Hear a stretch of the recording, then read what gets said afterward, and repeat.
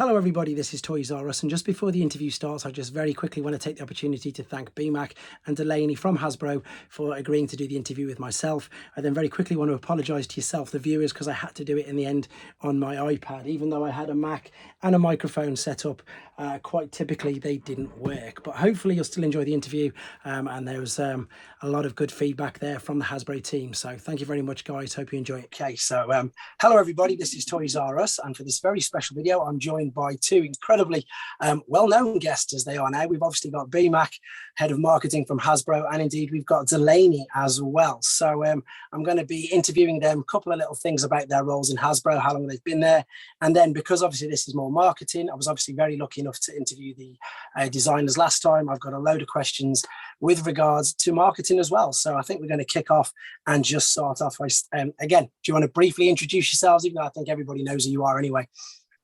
Perfect. Yeah, I'll go first. Bmac, great to be here, Russ. Great to chat with you. I know we talk a lot on Messenger and stuff like that. So it was great after seeing Mark and Evan doing it. You reached out and you're like, hey, I got to get you on and let's talk and do things. So I'm very excited to be here. And I will kick it over to Delaney. Hey, thanks for having me too, Russ. I am a huge fan. I watch a lot of your YouTubes all the time. So this is super exciting. Thanks for having us. Yeah, again, I'm Delaney. I've been working at Hasbro for about 5 years now. I've been beat bopping around. Probably the coolest brands I've worked on so far are Marvel and then Transformers, of course. So I'm super excited to be here and talk more about that. Brilliant. So you part answered the next question anyway, which is great. So how long, Bmac, have you worked for Hasbro? I've been here about 3 years total. I did about 7 months as an intern on the franchise side for Transformers. So I got brought in. I decided to go back and finish my degree. There was an internship. I applied. They decided to pick me, which was awesome. I'm very thankful for that. It was actually interesting to work on that side of the business first. It's very, very different from product development. And then in the middle of my second internship stint, Rachel, who used to be on the team, was going out on maternity leave and they hadn't gotten coverage for her. So they kind of stole me from the franchise team and threw me into product development.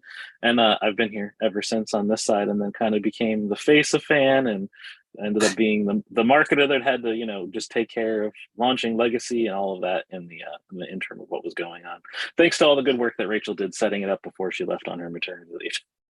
Brilliant. So again, you're sort of answering the questions ahead of us. So if we just quickly gloss over this one, how long have you been in your current role and have you had any other jobs in the company? I think you've obviously just said you're an intern, so your current role about 3 years. I think you've answered it. What about Delaney then? Yeah, so I've been on the Transformers brand for about a year now, which if you know anything about Hasbro, that's a pretty long time. But of course, like with the fan side, it's so different. I started on Star Wars and Marvel as a temp. And I was just trying to work my way into the company. Star Wars is something that I've watched since I was a kid, but Marvel is like, I'm a huge Marvel collector. So this was like the coolest opportunity ever for me. And then I ended up going from temp to full time. This was again about 5 years ago. And then you kind of just bebop around until you find what you really love. So I worked on Nerf for a little bit, worked on the preschool side of things and Play-Doh, and then I'm on Transformers and I'm not going anywhere. At least if I have anything to say about it. That's living the dream. It's like you're going up and up and up. It's brilliant. I know, so, right to the coolest. It's it. Well, all of it I can relate to. I've got young kids, so everything that you're listing, I'm like, yep. It's quite funny. Right, so Bmac, we all know your fondness and love of Soundwave. Where on earth did that come from? I don't honestly know. I just liked how calculated he was in the cartoon, like in the G1 series. There's something about his voice, the cassettes like Laserbeak and Ravage and Rumble, like there was just always something about him. And maybe, being a kid of the 80s, like Walkmans were like the thing, like you were the cool kid if you had a Walkman. So like Soundwave being a Walkman essentially was like great. So, a little cassette deck that it made sense. So it's probably funny for like generations today. They're like, why does everybody love this dude that plays tapes? Like what is a tape? So I guess like if you developed Transformers in 2023, 2024, Soundwave would probably be like an MP3 player or your cell phone, or at this point, right? Like I don't know what he wouldn't be a tape player by any means, but I think he actually is like, he's like very calculated in that he actually could be the ultimate leader of the Decepticons and like could undermine Megatron, Starscream, and Shockwave, no problem. He just like hides in the shadows waiting for his turn. You could sell like an empty windowless box and say that they're the downloads, something like that. They're not even physical anymore. So that's Bmac's favourite. So I think Delaney's more into the movie sort of side, but what's your favourite, I suppose, character and why? I do. I'm definitely more into the movie side of things, as you know, from managing studio series. But when it comes to just like G1, pull back all the movie layers of things, Alita 1 has got to be my favorite for sure. So, you know, you always just resonate with the characters that remind you of you a little bit and who you kind of want to be. And I feel like Alita 1 is just so cool. She's always front and center, trying to lead the way, even back to the comics. It's just like the best. So working on Earthspark now, it's been really cool to watch Alita 1 kind of form into her character on that series too, and like bringing it back for the kids, because I feel like she doesn't get a whole lot of showtime. So yeah, I'm excited about that. Yeah, that's my favorite. That's a great answer. Are you trying to say I'm kind of Soundwave-ish? Like we all like the characters that we are? Uh-oh. I'm not saying you're not Soundwave-ish. Perfect. So obviously, you're adults. Are you adult collectors? I mean, you can't count obviously the ones that you can literally take home from work, but do you go back and or do you try and find and source any of the figures from older toy lines that you obviously haven't worked on? I try to, but you know, I have a 3-year-old daughter and a mortgage and a wife, and I just like try to be mindful of what I'm buying. Like clearly, there are a lot of toys behind me. A lot of them very current stuff I've worked on, or GI Joe. I've been very vocal about my love for Joe. Things that I look at that I would love to buy: an original G1 Megatron. I look at it all the time, and then just go, "My wife will murder me if I order this right now," so it never happens. Mask. I was a huge fan of Mask as a kid, so I really like looking at that old stuff. Like if I come across the right piece for the right price, I will try and pick it up. And then I had a lot of like Toy Biz Marvel stuff back in the day, so every once in a while I'll come across something at a vintage toy shop or a flea market, and I'm just like, oh, I remember this toy, I have to have it. And then you take it out of the pack and you're like, yeah, Legends are so much better now than what they were 25, 30 years ago. So it's fun. That is so true, Bmac. There's nothing like being in a store and just stumbling upon like a vintage figure. Like, I have to bring this home, you know, until you then put it on your shelf and you're like, all right, where am I going to find room for this? So I've had to move my collection down to the basement right now, but it's it's okay. It works out really well. But yeah, Marvel is something that I've collected forever. But when it comes to Transformers, I find that a lot of the stuff that I try to search for is all like, oh, this was a really cool item from before. How can we reuse these tools, or try to find a way to bring it back into the line now? So that's where I'm really doing a lot of hunting. Excellent. So last sort of question before we go into the marketing side, and you may have sort of answered this already. So what's your favorite toy line? So is it G1? Is it movies? Is it RID? Is it Earthspark? To both of you, obviously. For me, I'd probably say that G1 is like the epitome of Transformers, just because I grew up with it like around me as a kid. I know I say it all the time. Sea Spray, my little mini bot, first Transformer I ever got. And then along the way, I've had many others. Like I've had original G1 Soundwaves, I've had Optimus, I've had Starscream, and all of that come and go. So in terms of Transformer lines, I really like G1. I also really love what we're doing now. Like I think this updated, like revolutionary version of Legacy of like taking G1 aesthetics and kind of continuing what Warden and team started for War for Cybertron, and doing this new generation's G1 but better engineered and like the golden age type thing is also really great in terms of like toy collecting. There's just a lot of diversity to it, and it's a little less like so on the nose like all of those other series lines were. Although the Beast War toys were really awesome in 96 too, because they were out when I was a kid. So like there was something about a T-Rex and a gorilla that you could just, you know, play with, and they were super fun. Yeah, exactly that. Dinosaurs and animals and robots. You can't go wrong, can you? Right. So this is onto the marketing side. So obviously the exciting announcement from Hasbro the other week about the 40-year anniversary. So my understanding of this is that other companies can purchase, and I am reading off this to make sure I get it right, can purchase the rights from Hasbro and go into partnership with them to use the original designs to make original figures. Is that about right? It's a interesting roundabout way. So they won't be converting figures. They will be, it's just perfect scans of the original molds, like of the original toys, so that they can make accurate versions. So like for say a company like Super 7 does their Ultimates line, right? Now they could potentially take that CAD, that rescanned CAD, and make a perfectly to scale G1 Starscream for their Ultimates line, or another partner could make like the jet version of that, and it would only stay in that mode. In terms of conversion, a lot of it has to do with like there should be some animation and stuff coming out to really help blow out the 40th anniversary. So the toys themselves won't be converting. That'll still be a G1 thing and execution that we would do as a retro program, Hasbro in partnership with Takara. That's quite interesting. So obviously someone can get an actual size G1 Jazz, and then you deco it bright orange like the new version. If somebody wants to make a big old statue, let them do it. I'm all for it. That's really good. I think that's cleared it up, because as I say, from that, I know I was speaking to loads of people regarding that announcement. It was unsure exactly what could happen. So this sort of leads on to some of the other questions. So do you think this is also a move in a way to eradicate all the KOs that are around of G1 figures? I'm not sure if it's like targeted to get rid of 3P or KO stuff. It's more just we want to make sure we celebrate the 40th anniversary as best we can. We really want to. It's 40 years is a big milestone. We have fans that have come in, since the beginning. We have fans that have come in the middle. We have fans that have just coming in now that Rise of the Beast, just came out. We have a whole new wave and surge of fans, new younger generation thanks to Earthspark. So. I think it's just a way for us to celebrate that history and make sure people are getting items that, we weren't able to do 40 years ago. Like you weren't able to get a 60 point of articulation Seeker Jet back then. Maybe now you can get it, but it can have the right perfect look to that G1 style. That makes sense. That's brilliant. So funnily enough, speaking of KOs, I mean, you probably can't answer this, but obviously some of them are so good. They've got the original packaging. They just change maybe one word or the copyright underneath. How do you know how they can get away with that? Is it just something that obviously you're constantly, I suppose, trying to fight? But it's just strange, isn't it? They're popping up like more than ever now. Yeah, I honestly don't know the legality aside of all of that. That's something I leave to our IP security team and our legal team to kind of deal with.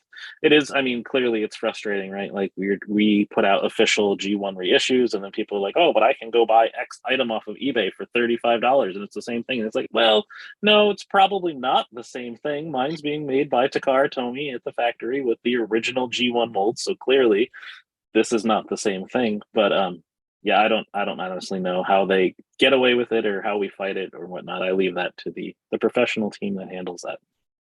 That's a good answer. So this sort of segues, funny enough, into the next question about the G1 line, the reissue line. Is this, I suppose it's a pretty obvious question, but is this solely dependent on the molds that you've got left, or does it depend on sort of public opinion as well? Currently, it's all based on what we have left. Sadly, those molds are 40 years old, and 40 years ago, toys were made very differently. The majority of our molds were made from copper back then. And as you can imagine, if you've ever had copper pipes in your house, they don't last forever. So some of the molds over time have been just damaged beyond repair, lost, destroyed on purpose, stuff like that. So a lot of what you're getting is what we have left. So clearly there are things we would love to do, but they just the tools don't exist anymore, sadly. So we're doing the best we can with what we have. There are some other molds that hopefully someday maybe we'll get to see the light of day, but again, they're just like either like too expensive to repair for what we know the market will buy, or they're just like something we currently can't make. Okay, so I'm sort of guessing that your answer is going to be Soundwave anyway, but let's involve Delaney and say, so of the molds that maybe actually, no, I don't know, she might be giving it away, but what figure would she like to be reissued under the retro line?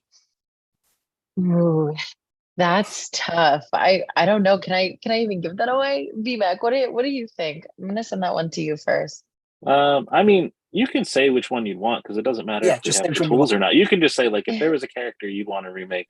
Knowing, interesting fact, we'll throw this out here, is that there never was like a female G1 toy. Like the first female toy ever made in Transformers was actually Airazor. So unless I jump in and say Minerva, but that's different. That's a different. That's fair. Yeah, I don't know. That's a tough one. Yeah, I feel like Arachnia would be really cool to see in the line.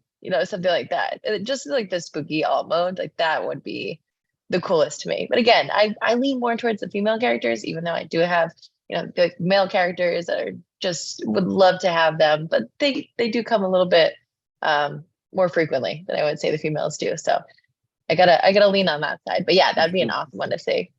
Okay. So again, I'm going to have to ask this, and I know that Bmac hates answering this, but hopefully with this video, people can just take from this the exact reason why. So, apart from a G1 Megatron, we know we're never going to get a reissue of them. I know you always get asked it loads and loads and loads. Is there any other reason, apart from the fact that obviously its alternate mode is a realistic gun, why it can never be produced? And let's put the nail in the coffin with it right now that it's never going to happen. There are a lot of things, and we continue to look at them. So I don't want to say it's never going to happen. Oh, okay. Clearly, we've tried in the past. We've gotten some other versions that are very close, but then they become very toyetic colors. They get that bright orange tip. There's a lot of just like legality around it, right? We're in a very different place than we were 40 years ago as a society. So we have to be mindful of things like that. There's licensing issues. There's a lot of things. So I don't want to say it's never, ever, ever going to happen, but Okay. there are a lot of like red tape things to get through if it were to happen ever again. So I know it gets tough with being like a toy company first and foremost too. Like we think collectors, that's where my mind goes. And when we build out our lines, like Ben and I, at least with Studio Series, it was like, okay, who's our collector? But the age grade is something we think about too. And that's just something that to be super sensitive with as things have changed in the past 40 years since we've been making these toys in general, but or figures in general. But yeah, no, the age grade is something to be sensitive about and to just keep in mind, even though that would be the coolest thing ever. Yeah. And it makes that's the thing I get asked. I think I'm quite lucky, again, living in the UK, they were much more easy to sort of source, to be honest. And obviously, I don't know, obviously with how rare they are, they're one of the most sought after G1 figures, aren't they? So that's why you get asked it all the time. It's crazy. And then like Takara did the Derringer version of it at some point too, which is just super fun. So I don't want to say it's like completely dead. We clearly are trying to find a solution for our Uber collector fan.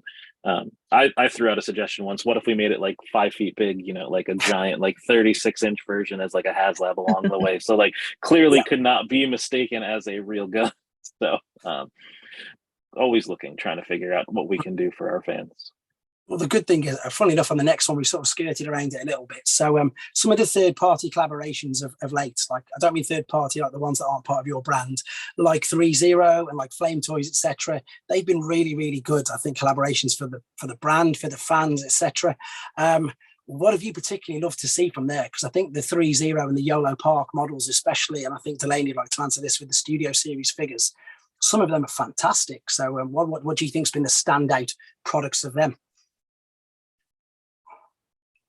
What do you think? For me, the 3-0 stuff is great. Getting you those very movie accurate characters with all of that articulation and deco, it's just something that like we're not set up to do. So that partnership has been fantastic. Huge kudos to our LCP team with Casey and Kaylee and all of Brad, everybody that works on those items. It's amazing that we are able to branch out and be so pop culture relevant like that. I haven't had a chance to get my hands on the YOLO Park stuff. I have seen pictures of it. It sounds like it's very easy to put together from everything I've seen and read, and people are really enjoying them. And again, they're just like, I know that it's very different from what we're doing. Like if you only ever want to pose out your character in bot mode, it's great because you're getting that like version out of that toy. But for our like core consumer, they like that 2-in-1 play pattern, so they're still buying our items even though like they're delayed because we were trying to make those changes as the movie continued to develop to try to get Studio Series as accurate as possible. So it's great. I love what our CP team and our franchise team is doing and all of these other partnerships that we have. Flame Toys, those model kits are amazing. So it's just been really nice to see that we continue to have a deeper, wider breadth of product for whichever type of fan you happen to be. Right. I'm a huge fan of the Takara items too right now. Everything that they're doing over there, the Masterpiece and MP items that you can grab on Pulse, like those are just really taking everything that you want as a fan with deco and just throwing it right in. It's really cool, especially as they're moving into more of like the movie stuff now. So like Studio Series and the items that are coming out that matches Studio Series and even Rise of the Beast. The fact that they're just able to bring so much more to fans is like the best, to have that partnership and continuously work with them and just us as fans get super excited and they're super excited too. That partnership has just been the best. So that's one of my favorites. I think it's brilliant. I think, as you say, you hit sort of two niches because let's be honest, a lot of the collectors are adults, and although we like them to transform, 90% of the time we'll put them on a shelf and just look at them. So sometimes you've got the argument that you don't actually need them to transform. So the model kits, as I say, the 3.0 and all that stuff is stunning. So I think you hit both markets with that, which is brilliant. So yeah, I think it's a great, again, time to be a Transformers fan. Right. True. Yeah, very true. Sam, for instance, is a huge fan of those 3.0 deluxe figures. He has all of them and has them posed out in his home office, and they look really good and cohesive together. So like, again, it is nice. It's something different that even us as, toy designers and play with toys all day and develop them, even we appreciate what these other companies are capable of doing. Yeah, they're brilliant. So moving on, funny enough, to Haslab.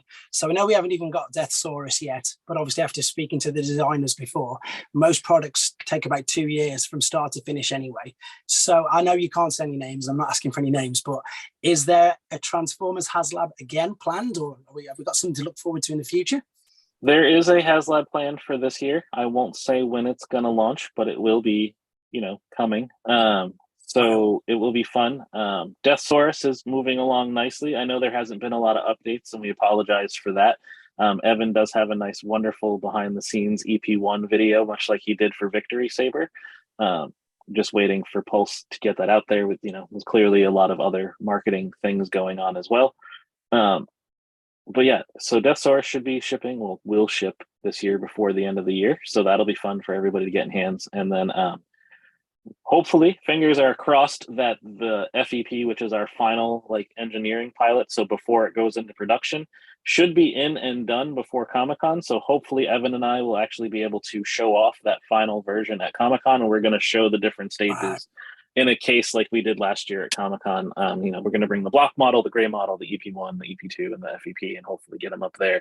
And we're going to make the FEP kind of set it up to hopefully battling Victory Saber, so you can really build out that why you had to have both type thing. So there should be a lot of pictures floating around in about a month from Comic-Con for that. So that'll be really awesome.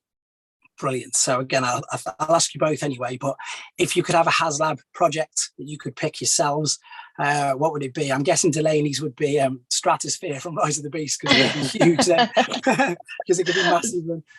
I was so excited when we saw Stratosphere in there. It blew my mind because I had no clue that he was going to be in the movie. So just seeing that too, it just it just brought back all the feels. I would love to see something like that.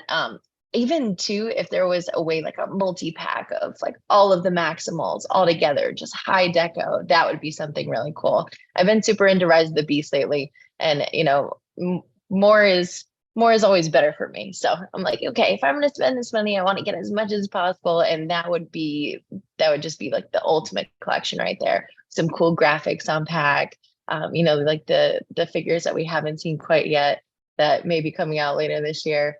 Right on the side, that would be my favorite, I think, for Rise of the Beast. That's a great idea. What about Bmax? A giant Soundwave? Yeah, a giant Soundwave. I think I've mentioned this a couple times, and your friends in Triple Takeover and 6.0 and stuff, we talked about it, and he kind of shared it. I think an Autobot City Haslab would be absolutely just insane. There's something to do, just because it's that to me embodies what Haslab should be, right? In that it's the dream project of something that never probably should get created, but if there's enough people to be I have to have this, it will get made, which has been great. We got to expand into Victory, and we're getting you characters that you never thought you were going to get as official, Hasbro Takara Tomy releases. So it's been a lot of fun, but an Autobot City and just something massive that is also a playset could be a lot of fun, and something I would like to pursue. I have no idea what it would cost. It's kind of like when I joke with Lenny and Emily about we should make a classified series flag, and it's going to be 22 feet long and cost $7,000. I don't remember what the numbers are, other than it's huge. It would take up my entire basement, and I'd probably get divorced if I tried to buy one. So it's a dream project, right? And I just think Autobot City would be a lot of fun. It's funny you should say that, because I don't know if you know this or not, but obviously you've got well, I might get my words out. You've got Deluxe, you've got Voyager Leader, and Haslab sort of been rumored in the fandom as divorce class size figures. So that's its nickname in the fandom. But talking again about Hasbro, sorry about the Haslab. Do you think it would be possible to maybe set up or arrange like a payment plan for it? Because with the economic crisis at the moment, there's loads of people who could be potentially interested in a Haslab project, but haven't got the initial funds to stump up straight away. I mean, I know a few people who unfortunately missed out of Deathsaurus, with it being obviously just before Christmas. Whereas with this one, would you be able to say, this is what we're going to have? We've got a payment planning structure. You probably can't answer this, but it's just an idea that a payment planning structure, because I'm sure you'd get more numbers, more backers for that if people knew they didn't have to pay one big payment. Yeah, I'm not sure how the financial side of Pulse works for the whole world. So I don't have like an official answer. I feel like there are systems in place in terms of like, at least here in the States, where like there's the one, I forget the name of it, but it's like a payment plan that's essentially a credit card. Like you sign up with them and they'll pay the whole fee as like if it's a credit card, and then you can pay them over 4 months type thing. So I don't know if Pulse is going to have that natively ever. I'm not sure how it works. Like, again, clearly there are very different banking laws in every different country. So Pulse in Europe in general, total mystery to me. And even now that like we've expanded into Asia and Hong Kong, Malaysia, and Singapore, like I'm sure that has all of its own banking laws too. So it's a great idea. I like where you're thinking in terms of like helping people out, because they are expensive projects. But I don't actually have a technical answer for how that would work out. I just thought it would be good. I just thought it would be good to put the idea out there, because you never know. No, it's a great idea.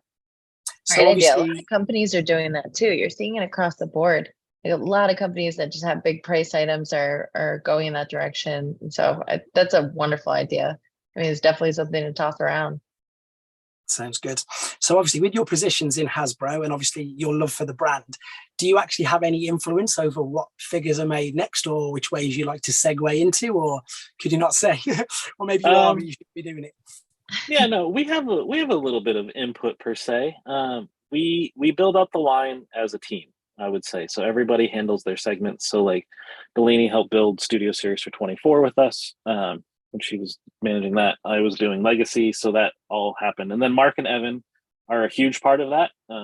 In terms of like character selections, we come in and we're like, okay, guys, we can make 6 new deluxe, 2 redecos, 3 partials, blah, blah, blah. And like we go down the line, Voyager, Leader, Commander, whatever we're going to be doing. And then we kind of just like build out a plan that kind of has a cohesive thing. We're very conscious of colors, teams, male, female. Like we're trying to make sure that we're hitting something that will appease to everybody when we design the line. But we do get some influence. Like I've been trying every year, and I bring it up all the time. Like Sea Spray literally is in the line plan every year when we start. And then he just gets cut because, again, like, and I know, and I'm getting tons of messages. So everybody, I hear you. I know there are redecos for him and partials and stuff we can build into the mold. I get it. But yeah, so we do have some influence in terms of what we're going to do. Especially with Legacy, we had a lot of freedom. So that's a good point, Bmac. A lot of the process too is just like social listening. You know, when it comes down to it, like Ben and I will just send things back and forth, what we find on Reddit. You know, he's always talking with the designers. I have my own designers for Earthspark. And you look at, okay, what are our tertiary characters? What are the people, what's resonating the most with people, at least on Earthspark now that I've kind of switched gears away from Studio Series. But even then, it's like, who are those characters that everyone has always wanted? And we kind of want, you know, we got our own little hopes in there too, and dreams of which characters we want to put on our shelves.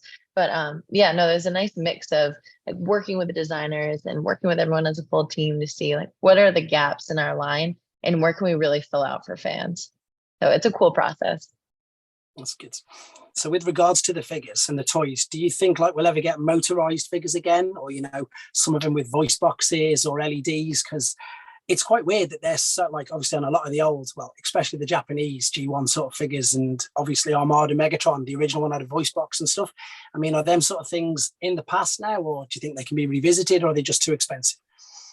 A lot of it is cost, sadly. Electronics, and just, you know, there's so many fees associated with it. Batteries included, batteries not included. You know, consumer experience is a huge part of it. Getting sound alikes and having just hire voice talent to get all that in there. And it's just, you have to bring in another entire team. Like we have another specific engineer just for lights and sounds that works on our team, Peter. He's amazing. He's just absolute dream and genius at everything he does. But it's one of those, like, we can do it, and you see it more in like our great gift and our holiday items. That's where you're getting your electronics, and like we had the animatronic primal that came out. We have an item that's coming for Rise of the Beast is like our holiday gift that will have some electronics in it. So it's possible. It's just a matter of, like, when you're trying to make a consistent wave of characters across the line, it's hard to give one item electronics. Now, like, we could pursue it as maybe something at Pulse, something for Fan Channel, or something where we could have that higher price point and pursue it. It's just a matter of it, again, mainly cost. Okay, good. So obviously we just again talked a bit about Death Source and Victory Saber. So obviously, due to the success of them, we've had Galaxy Shuttle, we've obviously got Minerva and everybody, and obviously we've got the impending release of Dino King. But do you think that there's ever going to be a mainline release of maybe the Train Bots or Lyo Kaiser? Do you think that there's enough interest now in the Japanese continuity for them to be mainline figures? I suppose, like, you've released some already. Do you think they ever could? Or could they maybe be, I was thinking a bit like way back, when they had the Collectors Club and the subscription service, because Lyo Kaiser, before someone tells me off, and Raiden, they've all got 6 members. So again, send out things like get a poll, get interest, and people could, like, subscription service to one figure every couple of months or something to complete it, because they would be 6, and I think they'd be busy enough. I think there'd be enough interest rather in these figures now, because everybody seems to like the Japanese continuity.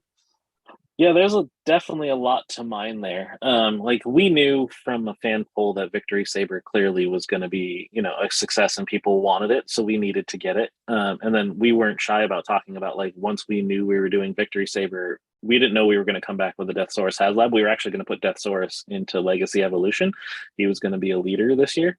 But then, like, after the huge success of Victory Saber, we're like, no, we have to do this right. Let's do it as a Haslab. We want to make sure that they are of the same quality and not skimp out on the bad guy when we gave you this super perfect Autobot hero. So, yeah, there's clearly a huge part of the fandom that is into that entire JG1 trilogy. So, anything is always on the table. The subscription idea is interesting. I honestly don't know why Collector Club ever actually went away. I'm not sure if it's a legal thing or if it was just a drop off in consumers. I honestly don't know, but I could definitely see figuring out some type of subscription model. It's something that we could possibly run through Pulse, where it's like, if we get 10,000 people to subscribe, we know we have enough people to make this item, then we could actually, like, move forward type doing it thing. That's a pretty interesting concept. Good. Okay, and then to both of you, this is so obviously in the last interview with Mark and to Evan, they were saying how much it hurts when figures get revealed early and they just appear on certain websites, etc. So obviously, as a marketing point of view, can either of you guys elaborate just how bad it is, the extent of the impact it has on you? I mean, do you have to sometimes rush things completely, or sometimes, unfortunately, your idea is just shelved because you've had this figure ready to reveal, and then all of a sudden it's out there and it hasn't been revealed the way you wanted it to? So how bad is that affecting you guys? I think it affects me more personally than it actually affects the business. Yeah. I just get annoyed, more or less, is like, I've done all this work for 18 months and I'm excited to finally, like, have an impactful moment for the fans to understand what's coming, and it cheapens it when it gets leaked out because, it gets misconverted, or it's not talked about properly, or people don't have the backstory and know why it's coming. And I know this is something Mark very much clearly talks with people about, where it's just like, oh, this character came, why did you make that? And, like, there's a reason, and we'll explain that when we own the reveal. But if it gets out there, like, stolen goods from the factory, or it just happens to end up in a different market early by, shipment times are different for all over the world, it just kind of cheapens it. It doesn't so much impact. Certain retailers actually appreciate when their items leak. They think it creates more buzz because people are talking about it in multiple forums instead of it's just official, like an official reveal. But yeah, it irks me more personally than it actually impacts. There are some things that have gotten shelved in terms of marketing launches or plans because it's just not worth the effort after it's out there sometimes, but not in huge regard. Yeah. It's definitely more of a personal thing. You work so hard on these items and we come up, I mean, our levels of IP security too, the things that we go through to make sure that these items don't get out. And like Ben was saying, we own our reveals.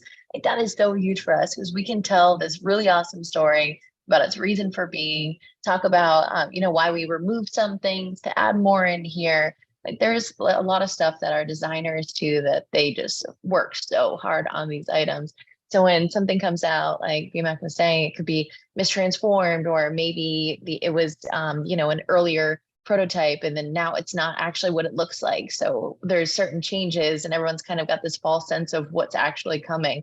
So that's always a bummer too. But when we get to talk about it, we can actually, create events around it. And that's one of the coolest things about being a marketer for something that you're so passionate about. It's like these toys that you want to, and these figures, you want to create cool events. You want to create big moments of surprise for the fans. You want to see them light up, even if it's in the fan stream when we're watching the comments as they're coming through live. Like, it's just such a cool moment for us. And yeah, it does kind of fizzle out a little bit when things are revealed early.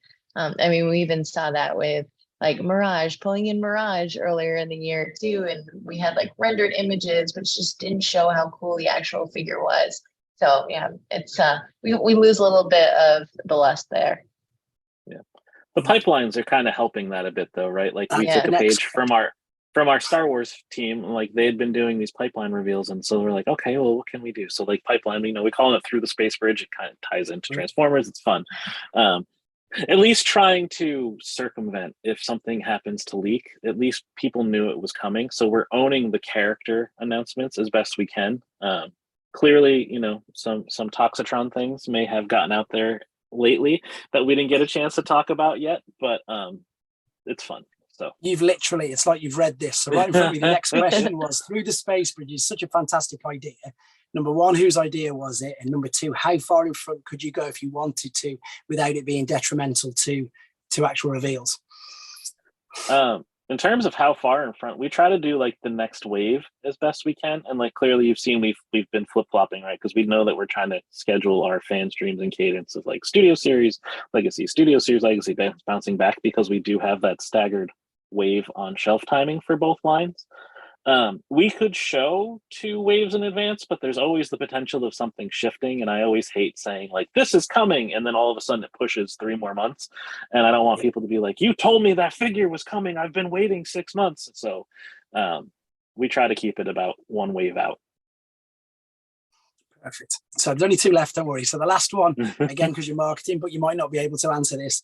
Can you elaborate why different countries have different release dates for figures? Surely for your sake, it'd be much easier to go, this figure's out on this date and everybody gets it. But obviously, funnily enough, was it the War Dawn pack? Some countries have had that already, and it's not even appeared on Pulse. It's crazy. Yeah. There is like a global on-shelf date that we put in our system. In terms of like waived items, so like Legacy that you see at your local toy shop, in the UK you see it at Smith's. Here we see it at Walmart and Target. Those items are what we call waived in. So if they happen to get produced and arrive early, because they share an overall bigger assortment number, they can just get put on the peg, so they don't get beholden to it. And like I said a little earlier, like, there's different shipping times all over the world. Like, clearly Asia is closer to the factory, so their shipments show up much sooner. Our stuff gets put in containers and put on a boat, comes in through the West Coast, then gets put in our warehouse, inventoried, and then gets distributed amongst all those stores, so it slowly rolls out. In terms of the War Dawn pack, that item was actually made to be released in the spring initially, and then it was decided that we were going to hold it and use for Comic-Con as kind of like instead of it being like a pre-order, it was going to be more of like, Pulse, this is your Transformers item. Buy it today with, we're going to do the QR code thing again, and like, then you can it'll ship right away, so you're getting your exclusive soon. It was weird. Some people got it out there because of just like, it's been produced for a while, it's been sitting in warehouses, and some communication, it's a global company, things break down every once in a while and news doesn't get out there. So some people have had it in their hands, and most people will be able to get it in July. So that'll make loads of people happy. That's brilliant. So talking again about distribution, are you allowed to say, or can you elaborate on what happened to Velocitron Wave 2? Because we obviously, a couple of people very luckily got Shadow Strip and Crasher, and they're obviously Galaxy Shuttle, but Hot Rod was rumored, but did that figure ever make it to the production line? Because speaking to an adult collector myself, I definitely love one of them if it was available or ever going to come out, or has it been replaced by Toxitron? Yeah, so that one I actually addressed it somewhere. I think it was in a press roundtable following a fan stream at some point. So we, with the movie shifting out for Rise of the Beast, it pushed out. We ended up being tasked with creating some more items. So that's where Velocitron Wave 2 came from. It wasn't actually initially planned at all for that year. We were just trying to create and fill some revenue for both Walmart and for Hasbro as a company. So all of that got made. In the end, Walmart passed on taking that hot rod.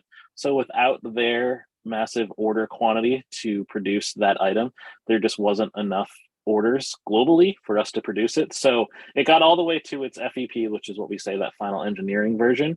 And then the item just ended up getting turned off and never produced. So not to say that it won't ever come. I don't think it'll ever come in a Velocitron package, but I think there's a chance that you could see that figure show up as like a Gen Select, or we could use it as a Voyager fill in Legacy if we needed to.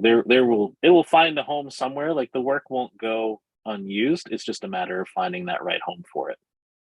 Brilliant. And final question then, and as you're not designers, you might not be able to answer this, but you speak to the designers a lot, and I apologize if you've answered it already. But with the Leader Class Legacy Blitzwing, we got them giant hands. I still have no idea what they're for. Do you guys have any idea? Have you spoke to the designers? What are they actually for? So the first year of Legacy was all about Energon weapons per se. So they're supposed to just be like this giant Energon fist that he puts on, and like they're just like multiple finger shooting rockets, and they're also like rocket packs for him in tank mode. It was just part of the toy fun play pattern that we make for kids. Like, it's just, it's something that is fun. I'm pretty sure the front ports of them, if you take all of the other Energon weapons from that whole first year of Legacy, they all can like build on each other. So you could build out this giant, like, weird Energon sword, blaster, axe, super weapon coming out of those fists, and like you could put it on one of your leader characters and they could chop down on it like it's the Energon axe. Or it's just, again, it's a play thing. It was for fun. I don't think it was really to like try to change anything or like create something new about Blitzwing per se. Brilliant. That's answered that question. So again, thank you ever so much to both of you for joining me on here. It's been an absolute pleasure, and hopefully loads of people are going to get to see this, and you've answered questions that they might be thinking about as well. So once again, thanks very much, guys. Do you want to say bye? Absolutely. Thanks for having us, Russ. Yeah, man, it's always great to chat. I'm sure we'll talk plenty. And then hopefully I'll see you if I get to make it back to London anytime soon. Yeah, that'd be great. Nice chatting with you guys. Thanks very much. Take care. Thanks, man. Great talking to you. Bye.